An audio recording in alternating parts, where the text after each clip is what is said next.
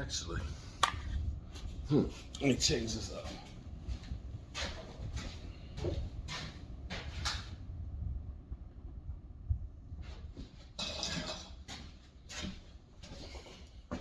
There we go.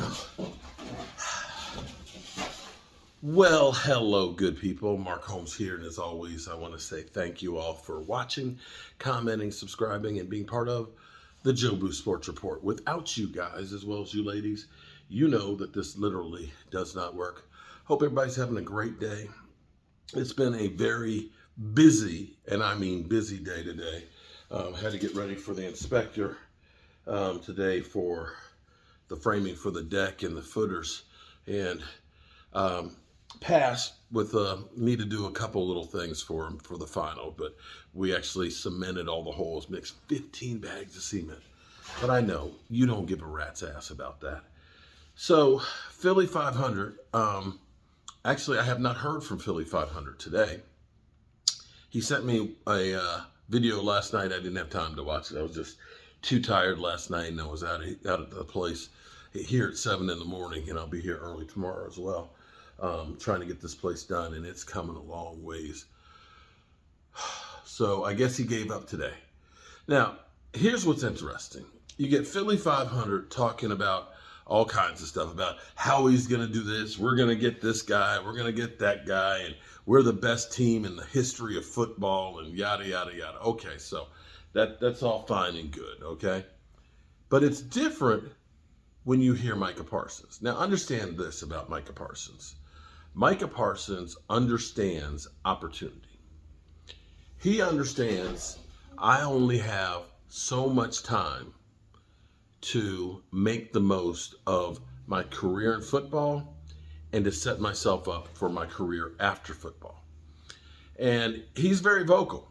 Now, see, I don't have a problem with the guy who talks the talk as long as they walk the walk. This is a guy who does walk the talk. I remember talking with his father after his rookie year. And his dad said, don't bet against Micah. If Micah tells you he's going to do something, he going to do it. He going to do it. So when he says, I'm going to the Super Bowl, I'm going to win the Super Bowl, don't bet against it. He might not make it, but I'm going to tell you, it's a sucker bet. Chances are he's going to back up what he says. So here's the thing. We've got, of course, Philly 500 swearing that Micah Parsons is going to be an Eagle. And so when he started talking about Daniel Jones and Daniel Jones, getting better and possibly as good as Jalen Hurts because he doesn't have the weapons in the offensive line that the Eagles do, he makes a point there that's actually reasonable. I mean, you could look at the Cowboys last year, and Lord knows Philly 500 kept saying they're the best at everything. The only thing that he said we might be better in before the season was Dak Prescott. And now he swears offensive line, defensive line, secondary. He's got questions on their linebacker core. That's the only place that he's honest.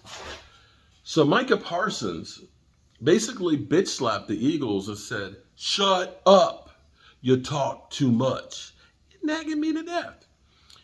What Micah Parsons said was, it's our turn. Eagles, you had your chance. You had your chance. It's time for somebody else. He's got a great point there. An incredible point. Because here's what we know.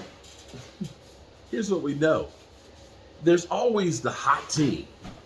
That team that everybody focuses on and says, oh man, they're going to the Super Bowl. And it'll continue to happen through training camp and through the first couple of weeks. Because you know what happens the first month of the season. Somebody's going to start out 3-4-0 and they're going to say that's a Super Bowl favorite. And then they're going to fall on the face. I remember the Arizona Cardinals starting out 4-0. And everybody's like, man, they the bomb. This ain't your dad's Arizona Cardinals. These are new guys. And they lost every game after that.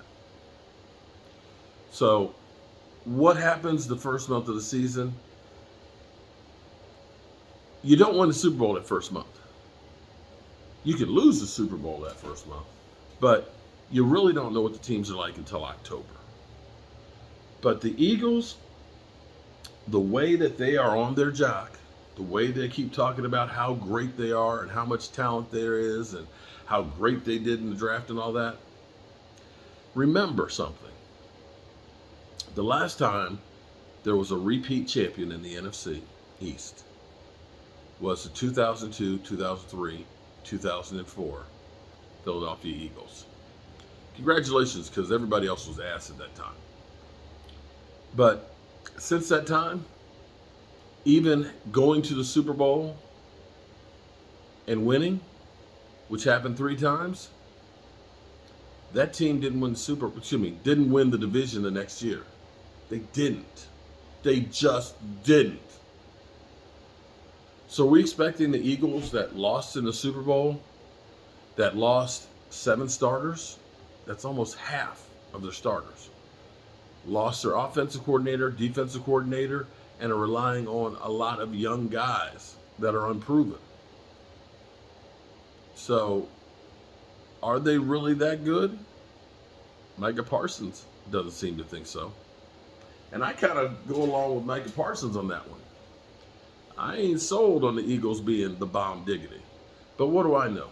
I am a guy with a day job, a voodoo doll, working on an old ass house. So, there's that. Hope y'all have a great night, and I'm going to go over my in-laws' house. That's right, I'm not broadcasting from my mother-in-law's house or my mother's basement. I'm broadcasting from the red brick house. But I'm going to go over, take me a nice shower and get cleaned up, and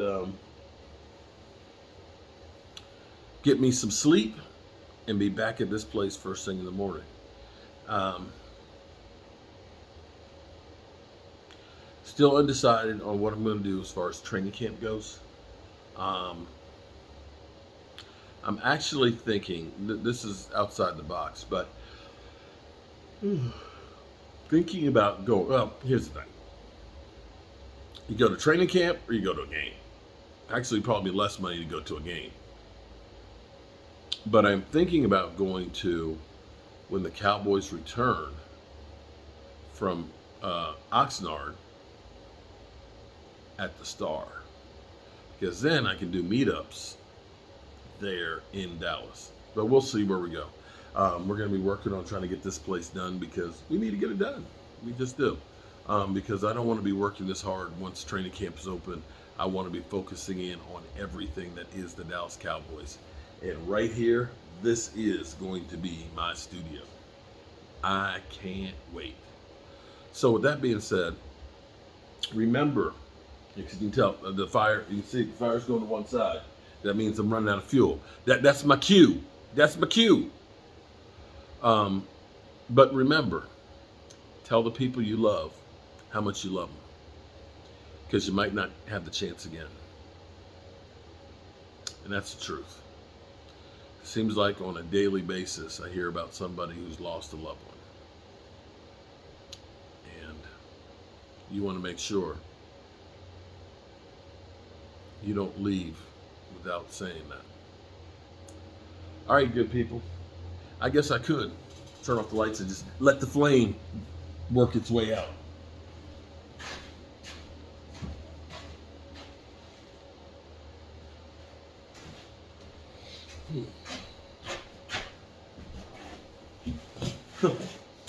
You know, it's funny, as I sit here by candlelight,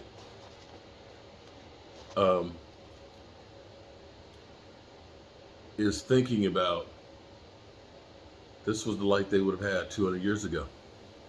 Fire in the fireplace, a few candles, and that's it. So let's take a look around here. Light from outside, from yonder window, and the flames bouncing off the walls. I think I'm going to get like a faux fireplace insert in there. Not a real fireplace one, but one that's, like the electric ones. Just because you need to have something like that here. That's almost a given that you want to have at least the look of a fire. Or maybe we just end up putting this in there, clean it out real good, make sure there's no cobwebs to catch on fire. This is run with biofuel, and basically it's a cement block with a stainless steel tray that you put the fuel in it, and they say don't burn it for more than an hour and a half. But they say it will warm up 250 square foot room. I can feel some heat coming off of it. So, all right, good people. Looks like that's it. It's time to turn out the lights. The party's over. They say that all good things must end. Call it the night. The party's over. And tomorrow, the next year, starts the same old thing. Good night, everybody.